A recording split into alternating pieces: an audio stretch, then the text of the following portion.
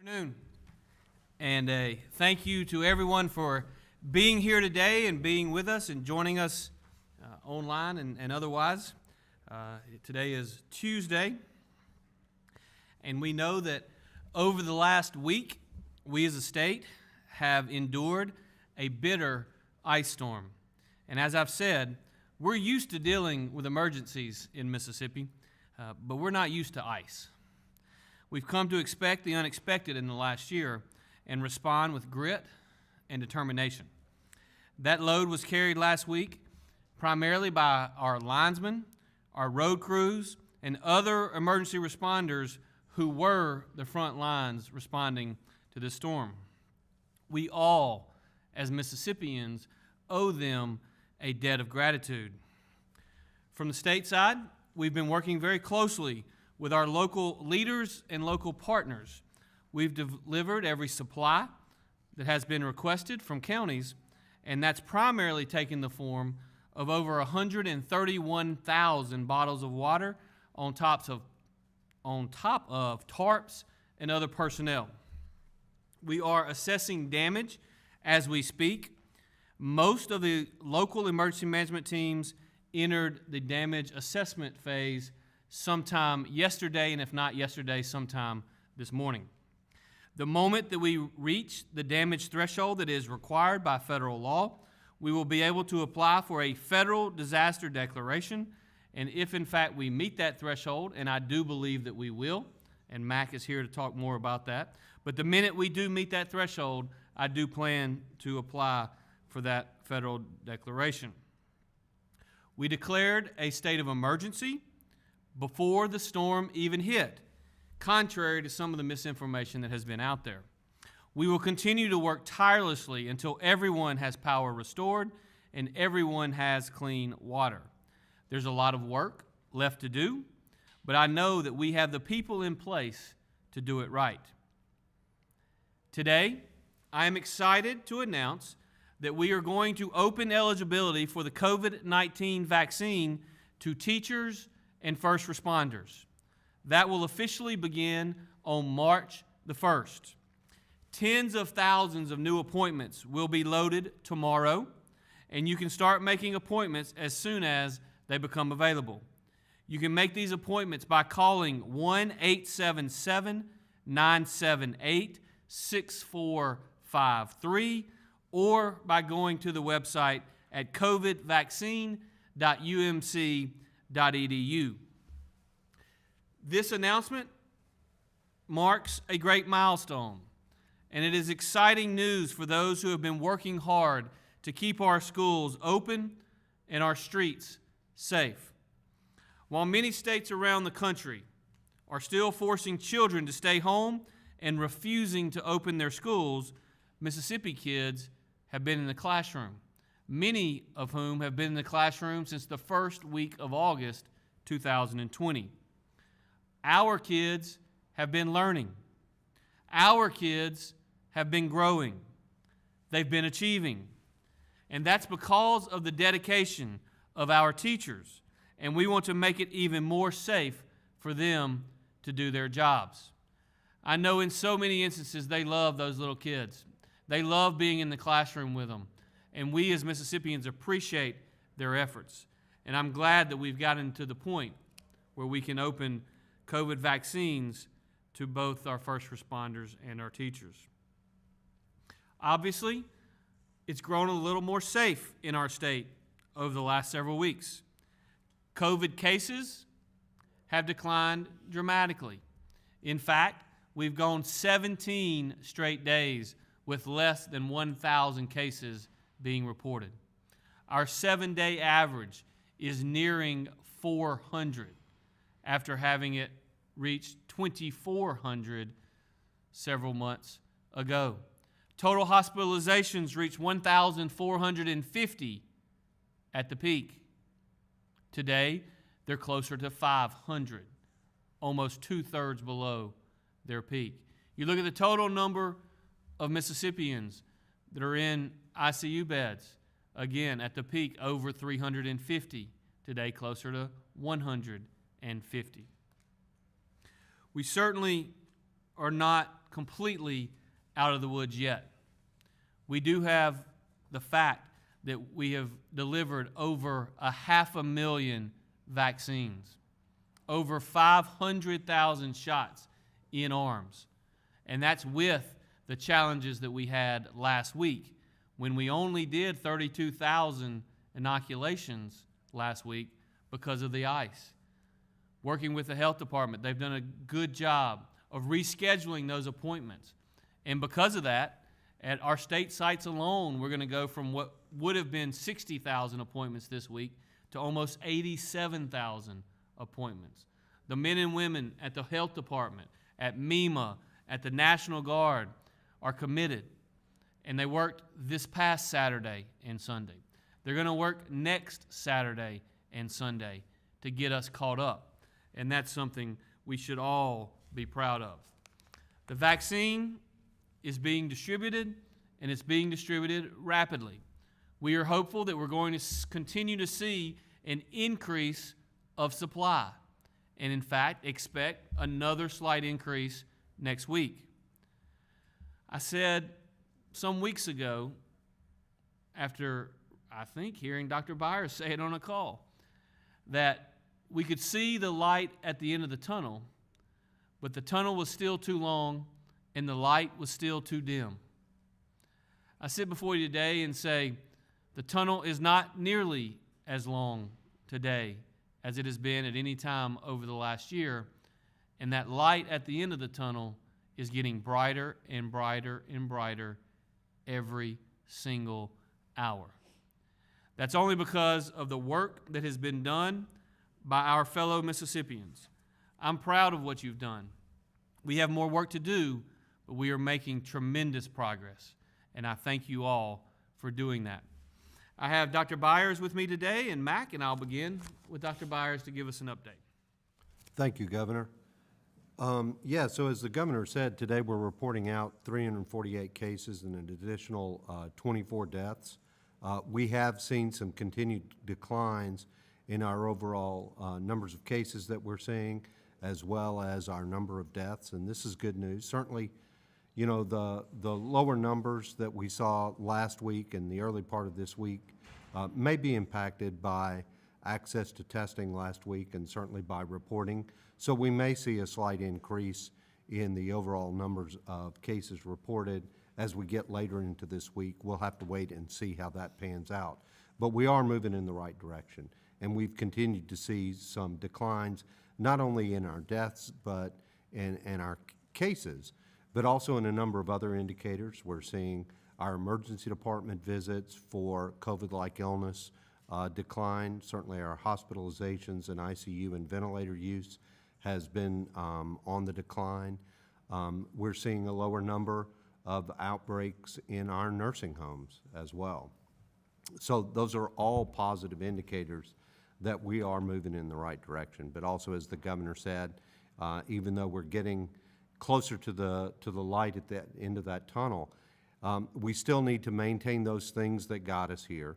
Certainly the vaccination is an important tool, and we encourage everybody who is currently eligible for vaccination to please do so.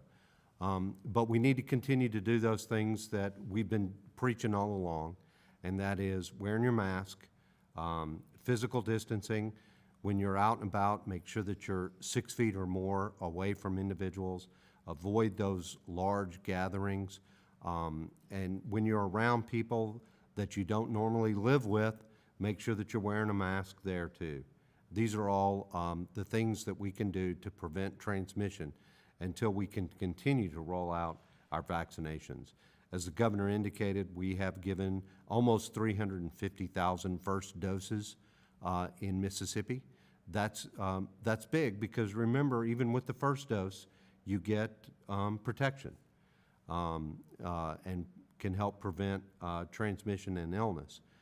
We've given over 150,000 second doses, and those are for people now who have completed the vaccination. So we continue to move in the right direction there. Also, as the Governor said, we did reschedule a number of our appointments, and for those folks that we had to delay the clinics last week. And so we've gotten them into not just this week, but in some cases next week, very few in the following week. But we have rescheduled all of those appointments so that Mississippians can continue to get vaccinated. As far as the teachers and first responders, we, as the governor said, will be loading new appointments onto the scheduler tomorrow, and we will have that information up on our scheduler so that individuals know that they're in those groups. They can go ahead and start making appointments for next week to start getting vaccinated. So, Governor, that's pretty much it today. Thank you, Dr. Byers. Appreciate your hard work. At this time, I'll turn it over to Matt to give us an update from the emergency management team. Thank you, Governor. I want to start off by saying that we're currently in two processes of gathering damage assessments. One is for public assistance, and that is for local governments, water systems, et cetera, and those governmental entities, and then the other is individual assistance. So those are kind of running simultaneously, but we're concentrating on the public assistance at this time. As the governor said, there's about 4 steps we've already into. We're at step 4. So this ice storm came. He did a state of emergency. We made sure we got that ahead of it when the disaster hit. And then now the counties and the cities begin that damage assessment phase. And we've mobilized some disaster reservists to help those that need it. And we're getting those numbers in as quickly as we can. Right now, if you look at the gross numbers, it's about 52 counties have declared a local and a state of emergency of their own, and a myriad of cities within them. So we're constantly in contact with them and to roll those figures up.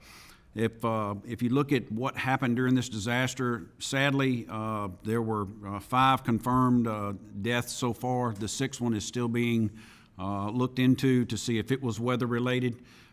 3 traffic accidents, and then 3 are possibly for exposure. We're looking at that last one. So that tells you, even though a storm comes through and we are prepared, there are those instances where those lives have been lost. To report out kind of on what MEMA's been doing in the last 10 days, that's incongruent with the last 355 days of COVID response.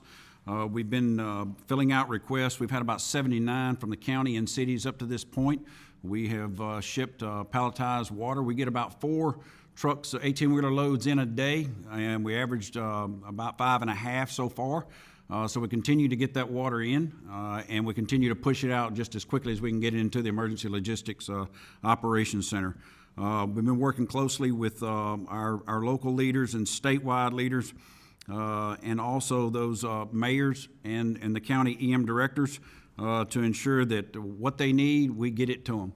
80% of the time, the emergency management directors, they are ready and they are willing and able to handle their communities, and about 15-20% of the time, it's finding that thing. Right now, the tankers have been a hot topic out there, and I'll say if we all look to the west, you probably know where the majority of the tankers probably went earlier, as Texas and others were impacted. But we're out there looking. We're doing currently our state mutual aid assistance compact. We're looking for every tanker in the state to get those certified, to move them into the districts that need it, potable water as well as non-potable water. So MEMA continues to work those requests that are coming up from the counties and get those done.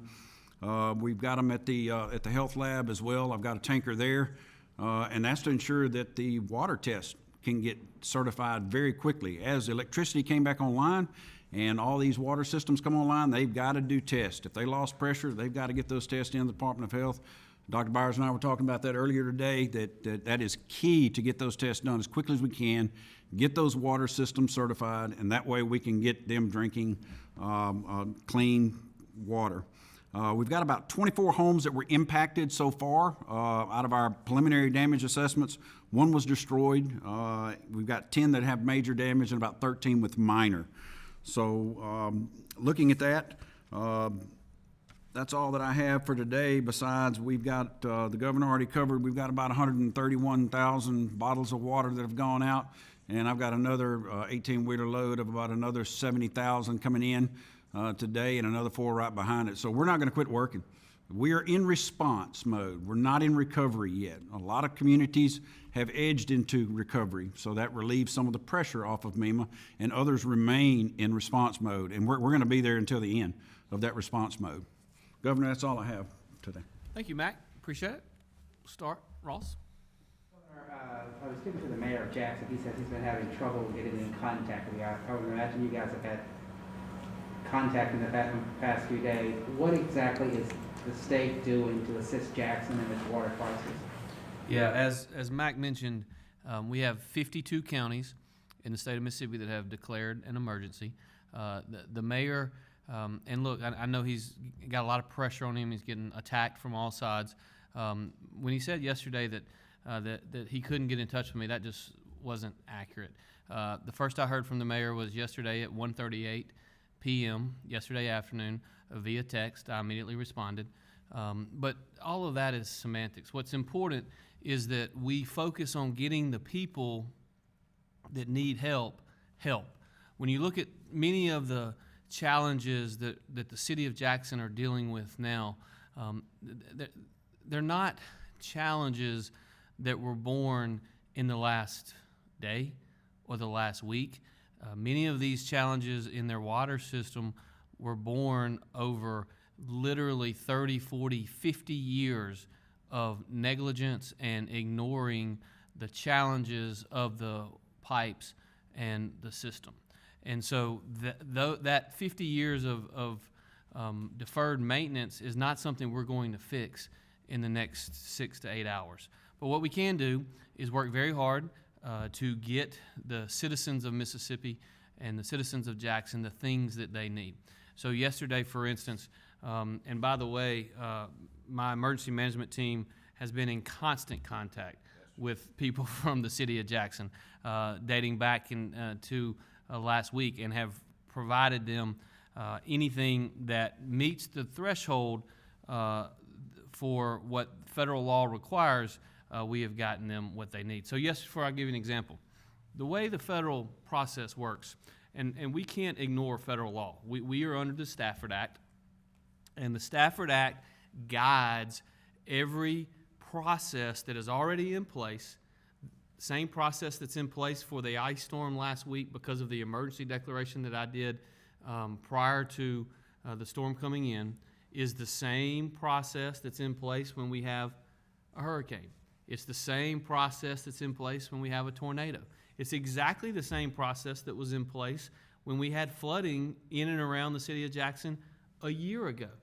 And so I'll give you an example of some of the things we've done other than providing bottles of water, et cetera. Yesterday there was an issue and concerns, and rightfully so, regarding fire protection. Well, the fire protection that is at issue inside the city is due to the lack of water and the inability for them to utilize their system. And so what has to happen according to federal law is it has to be determined that other local governmental entities cannot supply what is needed before it can be entered into the EMAC system, which then goes for the state to either provide it or find other communities to do so. Well, when fire service became an issue early yesterday, and it became clear to my team, my lawyers, our emergency management team, we put the city of Jackson in contact, which I don't know why they weren't, but in contact with Hinds County. And what we found is, and Matt can speak to this in the specifics, what we found is, of course, that Hinds County has, I believe, 11 volunteer fire departments. Those 11 volunteer fire departments are able and capable of providing fire service for the city of Jackson. And so that's what they're doing now. The reason all that's important is because had that step not been taken to see if we could get it handled at the local level, and the state had just automatically stepped in, our friends and partners at the federal government would have said, well, that's great that y'all stepped in, but we ain't paying for it. And so we have an obligation to the taxpayers of all the state to make sure that we are efficiently managing this particular situation, and we're going to do that. And I know the mayor has had a hard time. It's been tough, and maybe he misspoke yesterday, and that's okay. I'm not worried about that. I don't think anybody should be worried about that. The only thing we should worry about is getting the supplies to the people in our state that need it, and we think that is certainly improving. Some of those issues, again, are not going to be solved. We got to have the Public Works Department at the city has got to at least temporarily fix the pipes that have been burst. I know the Public Works Director has communicated this morning with my personal staff as well as the emergency management team, and that's good. But we're going to continue to work with them to get this issue resolved. Specifically, what is the state doing to help Jackson right now? Well, I In think terms of I just bottled gave, water, in terms well, of Ross, I just gave you, I providing think, 30 minutes of specifically what the state is doing. We have delivered bottled water. We have put the mechanism in place whereby Hinds County volunteer fire departments are providing fire service for the city. We have basically spent hours going through and explaining to the city how you enter into the EMAC system, the various things that need to be done. And with that, I'll let Mac, if you want to go into some more details. Absolutely. You know, one of the first calls was to I've got 82 arms on this octopus, and that is the 82 counties, and the other one is the Band of Choctaw Indians. So each one of them have a capability. I used to be a volunteer fireman out in the city of Raymond back in the early 1980s, so I knew I was a tanker driver. I knew that there was tankers at these local stations. Called Joey Perkins, Hinds County Emergency Operations Center. He goes, yeah, I got them. I can't station them and permanently put them anywhere, but I am there to respond as soon as they have an incident out of mutual aid, and we'll keep ferrying as many tankers as we need. So one, that was life safety. I needed fire suppression. We got that done. Then we started working on bottled water and life safety issues. It is convenient, and you do need non-potable water for facilities, et cetera, to keep things flowing, but life safety is number one. I wanted bottled water in this state first, so that's what we attack next. Now, as I described earlier, looking at the state mutual aid contract with other entities, I've got a small amount of counties in South Mississippi that I'm reaching out to. Hey, you weren't necessarily impacted as bad as the other part of the state. Do you have a tanker? Can you spare one? Can I get one into an area that needs it? But the counties look at all cities, not just Jackson. They look at Clinton. They look at their others, and Warren County's looking at Vicksburg and others. So we've got to tailor our response. Where is the biggest need? Where can I make that impact? And then where is that thing that I need to put in that place? So when you ask, what have we done lately? Constant contact with the Department of Public Works. They're doing a fabulous job with the system they have to work with. And we give them the tools and the other things. We'll get through this. We're still in response. Looks great outside. It is sunny. It is warm. But we are still in response mode from what happened to this state. And until we get out of that, we won't have all of the recovery answers, but those come every day. Everything that's an issue, it comes up and we work it. So thank you. Governor, this may be for you and Dr. Byers as well. I wanted to ask you about anticipated demand associated with, expanding to first responders and teachers. And could you actually give an idea of how many additional, if you had to ballpark the number of teachers, number of first responders, in terms of just how many more that would just add? Yeah. Because I know the system had, early on there were some issues that's been ironed out a lot more, but of course this new wave coming in. Right. Well, I think if you look at overall numbers and the transmission of COVID in the communities, there are a lot of reasons why the numbers have come down considerably and significantly. But one of those reasons is that we have prioritized those over the age of 65. We have now inoculated over 200,000 Mississippians over the age of 65. Now, that is somewhere between 40 and 45% of the entire population. Now, we know that we're probably, even amongst that group, not going to get to 100,000, right? But there's somewhere between, you may know exact numbers, Dr. Byers, but somewhere between 450 to 500,000 people that fit into that category over the age of 65 and therefore currently eligible. Now, we know we've put in over 200,000 shots in arms in that category. We also know that we had 30,000 first dose appointments last week, of which about half got done. So we've got about 15,000 first dose appointments from last week that are going to get done over the next 10 days. We know that there are 30,000 first dose appointments this week, which is the week of February 22nd. We also know that there are additional 30,000 appointments already scheduled for the first dose on March the 1st, that week. And we also know there's an additional 30,000 appointments already scheduled for the week of March 8th. So that's over 100,000, about 105,000 appointments that are scheduled basically in the next 17 or 18 days in our state, of which those over the age of 65 are somewhere in that category. In addition to that, we also know that our partners are getting somewhere in the neighborhood of 25,000 doses on average last week, this week, next week, and the week after that. So our partners are getting an additional 100,000 first doses.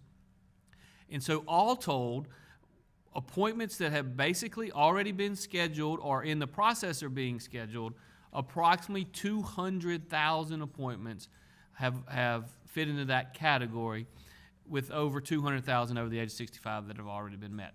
And so when I look at demand for the vaccine, there's no doubt that we're still going to have more demand than we have supply going forward. We know that. That's good. We want that to continue until everybody gets inoculated. Not likely, but we hope that is in fact the case. And so when I think about the decision-making process to do the expansion, first of all, I'll tell you, to his credit, Dr. Dobbs initially mentioned it to me a couple of days ago as a possibility, and he and I met yesterday and settled on this particular plan. But I started thinking about it, unbeknownst to him, I presume, in the middle of last week, because I know we were in the middle of a disaster and people were doing other things, but if you'll remember the 30,000 new appointments we put online and available at the call center last Tuesday, it took a little over 24 hours for those to get filled. That's in comparison, a month ago, it took about 24 seconds for those 30,000 to get filled. And so you just kind of start feeling that, hey, with the number of people that are eligible, it just kind of, it's time. And so I think when you think about the total number of individuals, there are probably a solid 5 to 6 weeks worth of individuals that fit into this category, these two categories of law enforcement, of first responders, and of teachers. I think Dr. Byers can give you specific definitions. I think when we say teachers, we really are probably going to include all of those employees within our K through 12 schools, because much like, and I think this stands to reason, much like our long-term care facilities, obviously when we go in and we inoculate, or when we did in January and February, we go in and inoculate those individuals that were living in those congregate settings, and then we also wanted to also give the opportunity for those healthcare workers in those facilities. Well, it certainly stood to reason that if you're trying to keep COVID out, you want to also get all of the support staff as well, the janitors and the staff, the cooks, et cetera. And so we gave that opportunity to them as well, and I think we'll do that in the school districts. And I don't know, Dr. Byers, if you want to expand upon that. And I think the thing that I would add too is if you look at our categories now for eligibility, we include individuals who are 16 to 64 who have certain underlying conditions, and that does encompass a lot of folks who are teachers and first responders and the rest of us out in the population. So, we may be adding some categories, but a lot of these people were already eligible through having one of those underlying chronic medical problems that put them at risk. And so again, we encourage folks to get vaccinated. Question for Dr. Byers. These are two very similar questions, but they're slightly different. Last week there was a pause in both testing and vaccinations. Do you anticipate that pause having any impacts in the coming weeks? I don't think that the pause in vaccinations is going to have that big an impact. Certainly the testing may have an impact in the ability to identify individuals who are infected. But it also may have an impact on our case numbers. We'll have to wait and see what that looks like as we move through, as more testing is available throughout the state, post the weather event that we had. But I think that we'll just have to wait and see, basically. I don't love to speculate, but I will tell you, and I want to be on record saying this, I am not going to be surprised if we see a slight uptick later this week, just because of the natural fact that there were less testing done last week because of the because of the horrible event. So again, I think that would not be a surprise for us to see an uptick, which is less of an uptick in transmission and more of a let's get back to a normal testing level and get there. Yes, sir. Thank you, Governor. Director Mack, this is a question for you, if I may. Going back to the water outage, as far as these tankers go, I was speaking to a city council member, Kenneth Stokes, yesterday. He said the city council voted unanimously to approve funding for water tank trucks, but do they still have to go through MEMA to get these trucks to come in, or can the city do something on their own? And if it did have to go through the state, do you know how many tankers are heading towards Jackson right now? Yeah, I can tell you that out of a lot of the standby emergency contracts with that we have, I've got 9 tankers that are a week away from even being certified to come to the state. We're actually cleaning dirty tankers to make them non-potable tankers in other locations. And the 3 other vendors I call, none. So in doing that, we've gone back to our state partners, our internal state partners. That's something we leverage every single time. Hey, can you give up one? Can you get one to come up here? I do understand the city of Jackson, it needs it. We've been in constant contact. We're looking for those resources. As soon as I get one, it's going to be on the way. But there's also 52 other counties that are in competition that need that as well. So I'm not going to give all the assets to one location. I'm going to keep everyone above the water line, so to speak, as the best that we can and keep managing that. So could the city go off and do their own thing? They said they approved $500,000 to get to fund tankers going into communities. Can they do their own thing, or does it all have to come through you under the Stafford Act? Absolutely. They can go out there and contract on their own as well, and they've tried. And then they resourced up to us. They went to the county. The county gave them fire protection and suppression tankers to take care of that. And then the next level, we don't have any of the other type tankers that they might need. So that's when we get involved.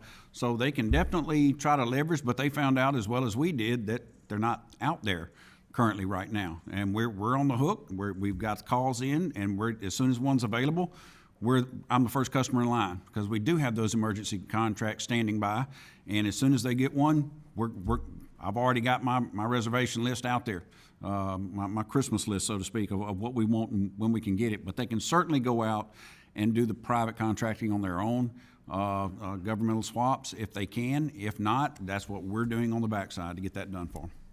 Yeah. Governor, probably as we speak, I think the House may be voting on a tax bill. Can you speak to that bill? I know you've promoted, said you'd like to see eliminating the income tax. This would do that, but it includes a swap. Can you specifically say what you think about their proposal? Yeah, what I would say is that the proposal has a lot of good things in it. I've spoken repeatedly about the need to do something big and eliminate the income tax. We started that process 5 years ago by eliminating the 3% individual income tax bracket. That's a very good start. And the goal that the House leadership says that they have of eliminating the income tax is one that we strongly share, and I'm very glad for that. I think the pieces of that particular plan that raise taxes on individuals are problematic. And I think what's even more problematic, and this is something that y'all hadn't written a lot about, I guess because it was done in a Zoom meeting or something, but the nearly $2.5 billion gas tax increase that passed out of committee, I'm very concerned about that. That is not something that is good for the taxpayers of this state. And so, it's very early in the process, and I am very glad that they are talking about eliminating the income tax. I'm glad that more and more of my fellow Republicans are talking about the elimination of the income tax, and we'll see where it goes from here. In theory, do you agree with their shift to user taxes? I know when you were Lieutenant Governor, y'all talked a lot about that. Yeah, we had a tax study years ago that spent some time talking about that. I certainly think that we need to eliminate the income tax. I personally support tax cuts, not tax swaps or tax transfers or tax increases. And so as we move through the process, that's what we're going to be focused on is finding a way to get to a net tax cut for Mississippi taxpayers. And I'm very, very interested in that. Yes, sir. Thank you. Dr. Byers, this is a question for you, if I may. Going back to March 1st, the eligibility being expanded, can you tell me where are we with numbers and weekly deliveries of vaccines? And by March 1st, how much can we expect there being available for the first few shipments for the elders, but now adding teachers and first responders to the list? Right, and so as y'all remember, we get a weekly allocation from the federal government for first doses and second doses. And so, that's been pretty steady, and we've been getting that every week. This week, we anticipate that we're getting more than 57,000 first doses that will be coming to the state. And we'll be able to see the next allocations later this week. We anticipate that they're going to be very similar. So you would still say, like at the beginning, those who are eligible, do not waste your time. Get on the website as quick as you can. Absolutely. If you fall into one of the eligibility criteria, you don't need to wait. You can go ahead and get vaccinated. And, one of the other things I want to make sure for folks to understand is not only are we doing our drive-through clinics, but as the governor indicated, we're also distributing vaccine to private providers. Pharmacies, certain pharmacies through the federal retail program now will also have vaccine available that they will administer out of their retail stores, and those are going to be spread throughout the state, and it's going to be places like the Walmart pharmacies, independent pharmacies that fall under Cardinal. And so expect pretty quickly on our website, we're going to have an interactive vaccine finder. So not only will it have where you can go to get drive-through, but it will also list those other locations where you can get an appointment with them if there's one closer or more convenient for you. So if I understand correctly, the 57,000 is the total and what the state gets, and then that'll be distributed through, UMMC, these private clinics, et cetera? And our drive-through clinics, yes. Just a slight update. I did a call this morning with the administration, and to the administration's credit, they are trying to give us more visibility and longer-term visibility. The one thing that they said today was that this week we're getting nationally 13.5 million doses, and as Dr. Byers said, 57,000 of those are going to Mississippi. Next week, they actually anticipate a slight uptick from 13.5 to 14.5 million doses total, which tells me that we'll probably get 61 or 62,000 first doses next week. So it's about a 6 or 7% increase, and so that gives us the ability, again, the more vaccine we get, the more partners we can spread it out to and make it easier for people to get to wherever the place is. Next week will be the first time, at least initially, where we truly have more vaccine to distribute to our partners than we are using at our state-run sites, because we're doing approximately 30,000 first doses per week at those sites. We're looking at potentially upping that, but we need more vaccine. In addition to that, this is another update. The Johnson & Johnson has filed for an EUA, an emergency use authorization. That could be approved as soon as late this week.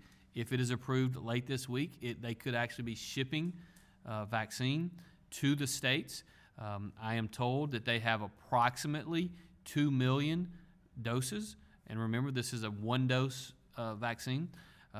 If they can ship 2 million doses as early next week, Dr. Byers and his team could have as many as an additional 20,000 of those J&J doses that could then be distributed out to our partners as well. So again, not to get the cart before the horse, because none of that happens if the EUA is not approved, and I certainly don't have any input on whether the EUA is approved or not, but it's the same process that Pfizer went through and that Moderna went through.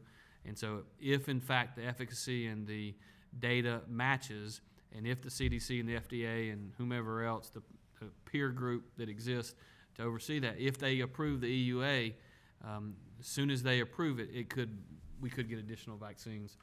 Again, not in huge numbers, because unlike Pfizer and Moderna, they don't have a large stockpile of the J&Js, which is disappointing, by the way.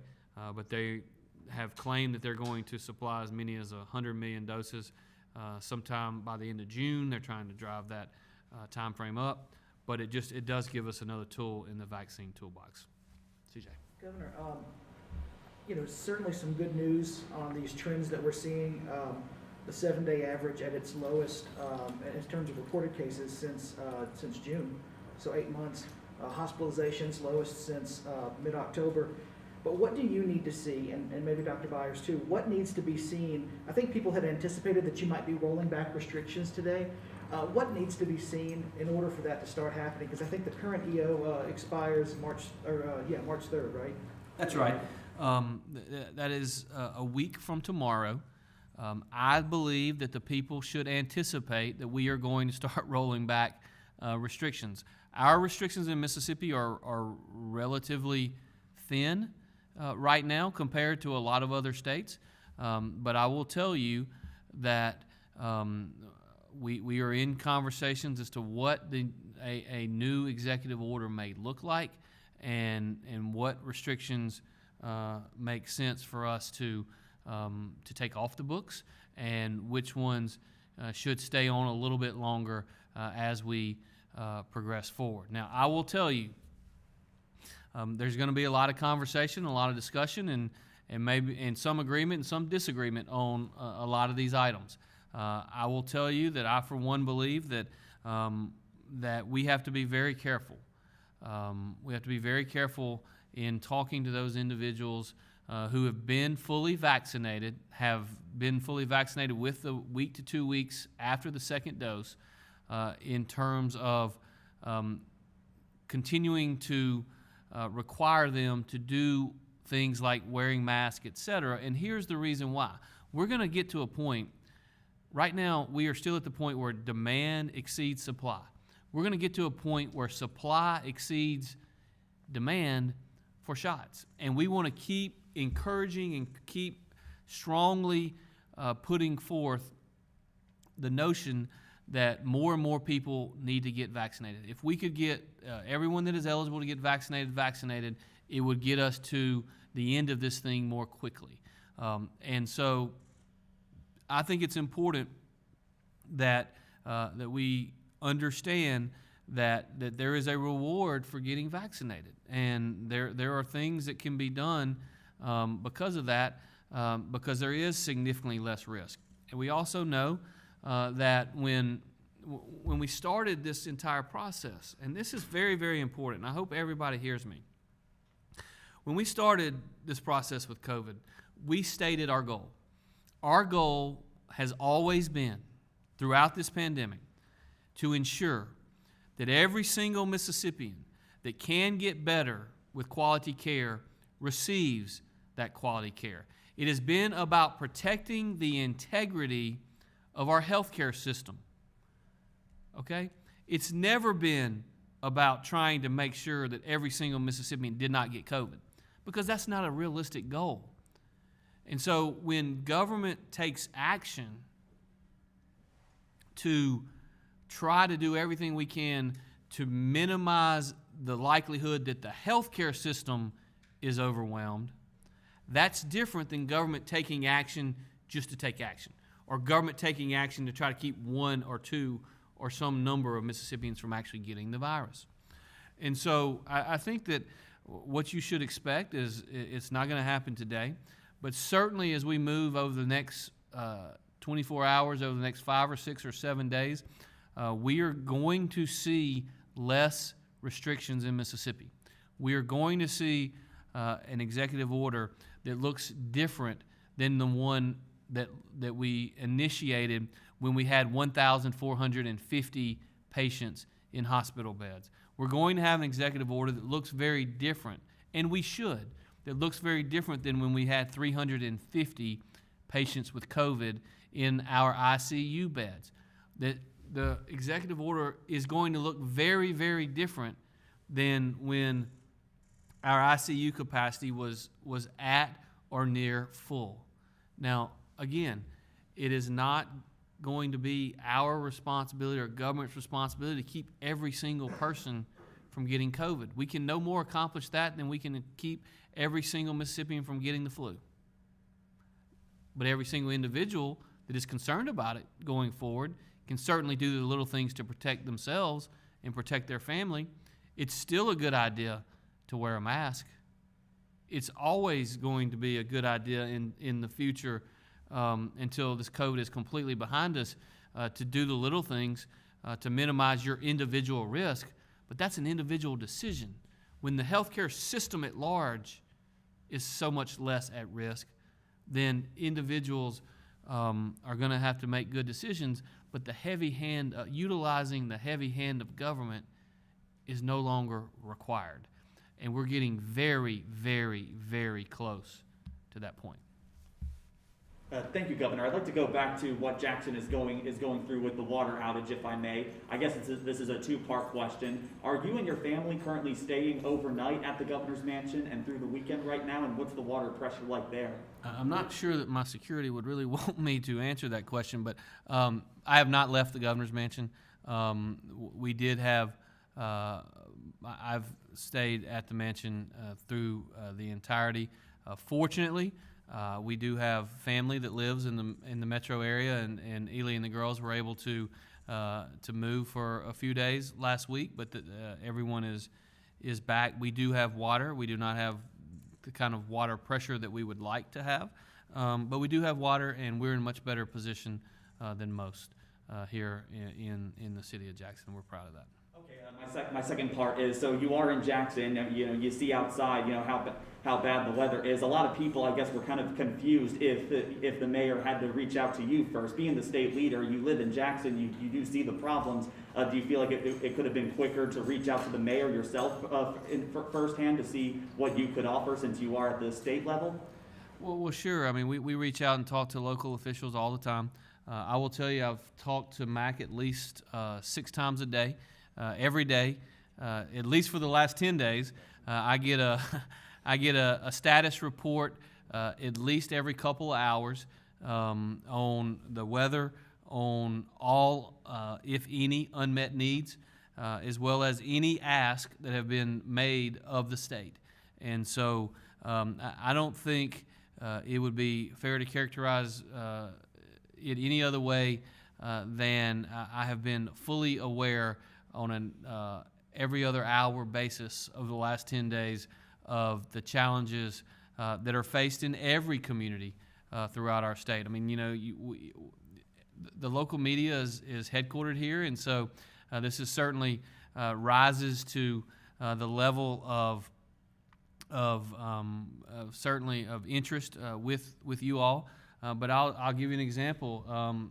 We heard from the mayor of Crystal Springs, for instance, on I think it was Thursday morning, in which they had power out, and when you can't get power to your water tank, then that's a real problem. So, to her credit, she reached out to us. She also, as we put her in touch with her emergency management coordinator, they're in Copiah County. They made a request through the EMAC system. We literally had generators in use in that county within hours because they understood the process by which you could get those things done. We had access to what was needed, and we were able to do that. And so there's constant communication. I don't know how many times Mac has spoken to the mayor in the last 10 days, but I guarantee you can't count that on your 2 hands and your 2 feet, how many times we have spoken to them. Our team understands how to run emergencies. We do it. Unfortunately, in the last 13 months, we've done it every single day. And most days we've been juggling 3 and 4 different emergencies at the same time, and we'll continue to do that. Yes, sir. Question for Dr. Byers. There's been some reports that there have been people calling residents saying, hey, if you pay us, you can get the vaccine early, we can make sure you get an appointment. Has the Department of Health dealt with any scams that are going on in that area? I am not aware of any. But, making an appointment with our drive-through clinics is pretty easy. So I would encourage people not to be scammed into paying for an appointment or paying for the vaccine like that.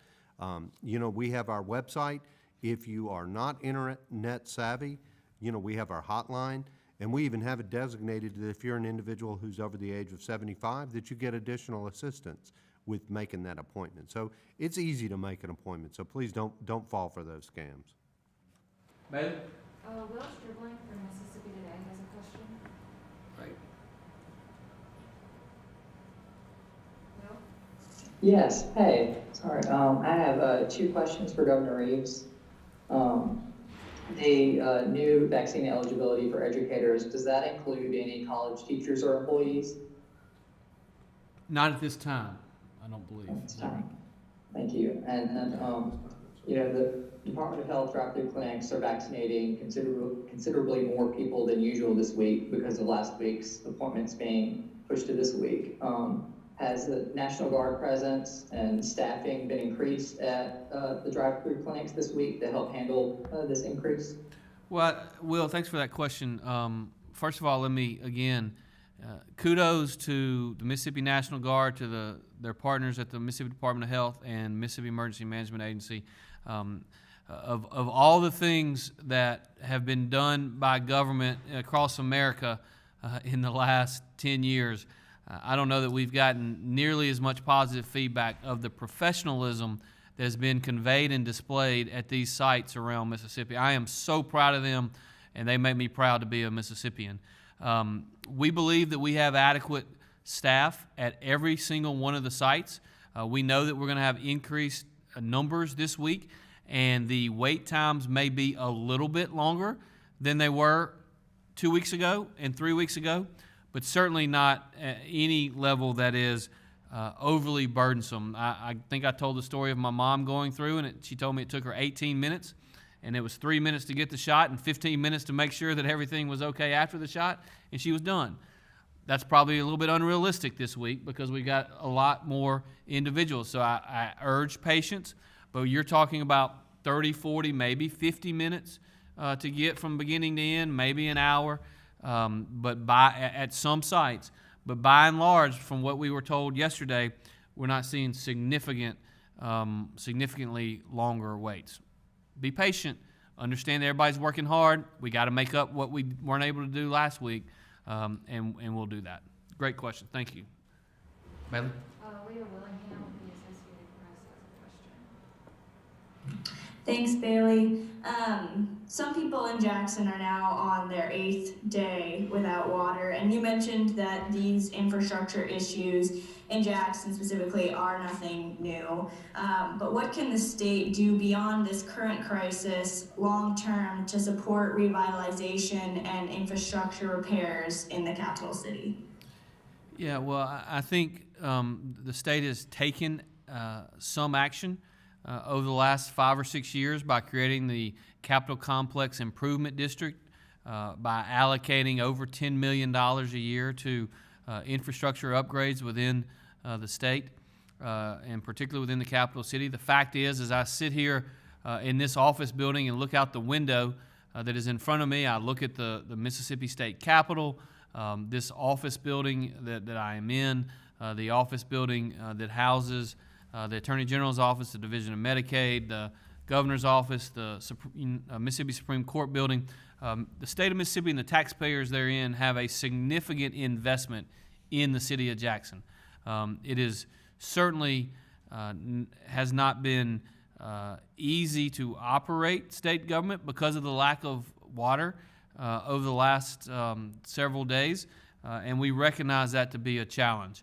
The fact is, we don't run the water system in the city of Jackson. Let me say that again. The state does not run the water system in the city of Jackson. Perhaps we should. Perhaps we ought to look at things to see what happens going forward. But it's going to take significant capital investment, and that needs to be, first of all, by the local governmental entity. We have to see a prioritization of an investment in the infrastructure, and hopefully we can convince both the federal government and the state government to participate by investing capital in the system as well. The state has done so. The state has not only in creation of the Capital Complex Improvement District by investing significant millions of dollars a year going forward. We also have multiple programs, one at the Department of Environmental Quality, one at the Department of Health, that helps local governmental entities invest in their infrastructure, and that's something that we should continue to do, recognizing that while the capital city is exceptionally important and certainly the seat of government in the state of Mississippi, we do have 81 other counties. We do have 450-ish additional municipalities and similar jurisdictions. And so certainly I understand that this is the seat of government and certainly where many of the press resides and certainly where I live. But we need to continue to look for a long-term strategic plan to get the infrastructure in the city fixed. We are seeing positive movement in downtown capital investment. We don't need weeks like what we have now. But to be fair, you look in the state of Texas, you look in other states, there are a lot of different entities and jurisdictions that are dealing with some of these same challenges. Shalina Chatmani with MPB has a question. Hey there, I have a couple questions. Dr. Byers, could you go over some of the logistical challenges that the state had faced when the winter storm pulled through? I had heard anecdotally from other states that there had been delays even with shipments of second doses. Is the state foreseeing a delay in second doses being able to be administered, and how are y'all dealing with that? Gosh, that's a great question. Yeah, certainly we did experience some delays in delivery of vaccine of both Moderna and Pfizer to the state, not only to our drive-through clinics, but to our private providers. And certainly that impacted the vaccine numbers for last week, not only the clinics that we had to delay due to the weather, but also with our private providers out in the communities being able to receive vaccine to administer. And you know, we overcame those challenges. We utilized vaccine that we had at our pharmacy for other events to make sure that we kept those clinics going and kept private providers going.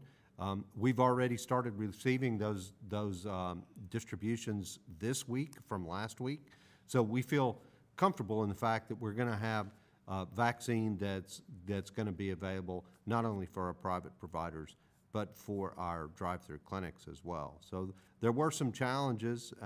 You know, in some cases it took us getting vaccine from one facility and bringing it to another in the weather to make sure that we had those doses for when folks were going to show up for their appointments. And so, yeah, lots of challenges.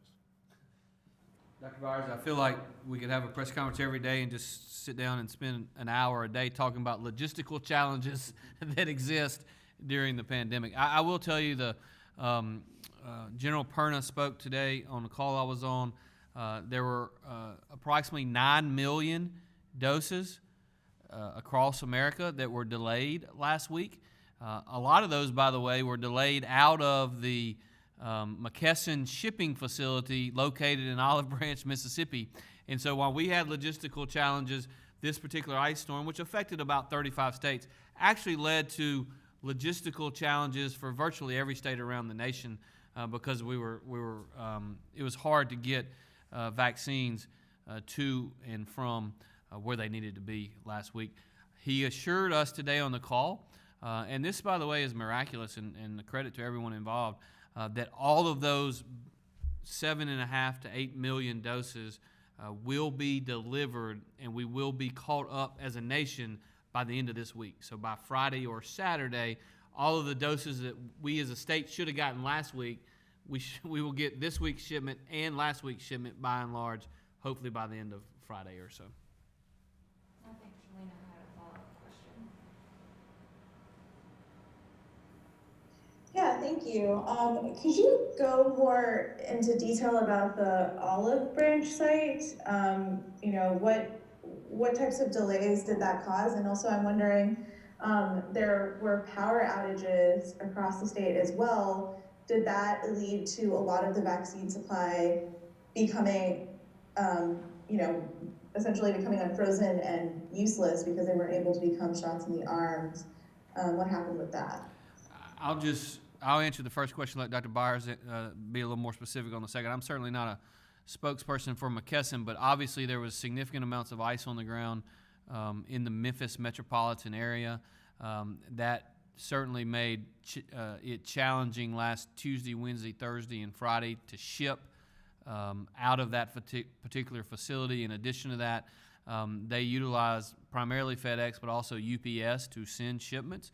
And many of their trucks were slowed down considerably as well due to the ice on roads, not just in the Olive Branch area, but the ice on the roads throughout Oklahoma and South Dakota and North Dakota and Texas and Louisiana and Arkansas and Tennessee and throughout the entire middle part of the country. And so I don't know of any doses that we lost. But Well, and one of the good things about the Pfizer and the way that the Pfizer vaccine is delivered, and it's the one that has to be at the very ultra cold. It comes in a pack out that has dry ice in it, so it's not dependent upon that electrical supply. And so, we're able to recharge that dry ice and keep the Pfizer frozen and keep it viable.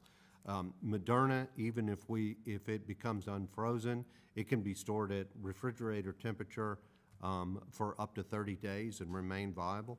And remember, as quickly as we're getting these doses in arms, we're getting it out very quickly. So we were able to weather the storms, so to speak, and keep our doses viable in the state. at 120,000 doses in arms a week, we don't have any vaccine sitting around for 10 days, much less a month. So it creates logistical challenges, but these men and women have done a fantastic job dealing with it. So, yes, sir. Thank you, Governor. Going back to the vaccine eligibility expansion, if I may, if I heard you correctly, so teachers, first responders are the new additions to the list, but college professors and university staff, they do not count. Can you tell me why you thought about that? Because they are around a lot of people too. Yeah, and so right now this initial rollout is for those folks who are employees, staff, teachers in K-12, preschool, child care settings. Certainly that's been a vulnerable population where we have seen transmission that's occurred in classroom settings. Certainly we've seen some transmission that's occurred in extracurricular activities centered around schools. For the first responders, it's going to be fire, law enforcement, certainly the emergency management personnel, public safety personnel. And certainly as we move through these categories, we may well be adding the college and university folks soon. We will certainly add them soon. As a reminder, something Dr. Byers said earlier, which is so very important, is there's a large segment of this group that was already eligible because either they were over the age of 65 or they were under the age of 65 but had a pre-existing condition that made them eligible. Same is true of those on our college campuses. And so I think, they're certainly next up. And as we expand further and as we watch what demand does in the coming weeks, it'll give us the ability to expand it. Look, I'm ready to be at the point where anybody in the state can get it at any time, and we're close. And we're really close, and it's really just a matter of getting supply to us. So. If I heard you correctly, Dr. Byers, you said even staff members at daycare centers and preschool, they also count for this too with teachers? They do. Just following up on that same thing, also would include like district staff, like school district staff as well, and Yeah, K-12 employees, Gotcha. certainly. Governor, and my apologies if you may have touched on this already, Dr. Byers, I'm not trying to get you to repeat yourself, but I know somebody had asked earlier about any doses expiring for whatever reason. Over the weekend, there was a situation in Memphis where in one case, I think more than 1,300 doses had actually expired, and they were not able to use those. Have we had any instances throughout this process where that's happened here in Mississippi? I think there's been a couple of instances where we've had to hold vaccine to determine if it was still viable from the manufacturer, but we've certainly not had any situation like that. Paul Williams with Law 360 has a question. Yes, thank you. Governor, just to follow up on a couple of the tax bills that you mentioned in the House, regarding the income tax proposal, you said you support tax cuts but not tax swaps. Just given that income tax makes up about a third of general fund collections, how do you think the state could phase out that tax without increasing another to offset it? And secondly, on the proposed gas tax increase bill, you said you had some concerns about it, but would you be in favor of letting that question go to voters to let them decide in a referendum if that bill proceeds? On the first question, as I said earlier, we showed 5 years ago how you can eliminate the income tax without raising taxes on somebody else. We did that by elimination of the 3% individual income tax bracket. It was about $200 million. We phased it in over a period of time. And so again, I'm very pleased that there are a lot of people in the Capitol talking about the elimination of the income tax. We're very early in the process, and it is certainly good to see that. I certainly wouldn't want to be a Republican that votes to significantly increase taxes for certain segments of the general public. But look, we've got a long way to go, and I think that we can see significant tax reductions for large numbers of Mississippians, and that should be our goal. Our goal should be to let more Mississippians keep more of their money, because I certainly believe, that Mississippians know better how to spend their money than government ever will. And see, I think that's a really important point. There are those that come at this as if government's money is government's money. No, this is the individual's money that the government has chosen to take from them to spend on other things. Now, admittedly, we have certain functions of government that we have to perform. But you have to look at this the right way, and the way in which to look at it is government doesn't have anything that it doesn't first take from somebody else. And so I don't think we ought to sit here and at this point in the opportunity to pick and choose who we're going to take money from. We ought to take less money from everybody. And we are in a financial position where we can do that. How are we going to eliminate the income tax? Well, let's start with this. This fiscal year, Mississippi has collected $400 million more through the first 7 months of the fiscal year than was budgeted against. $400 million. What if we let the people of Mississippi keep that $400 million rather than looking for other ways to spend it? Now, I know that's a foreign concept to some, but that's the mentality that we should bring to government.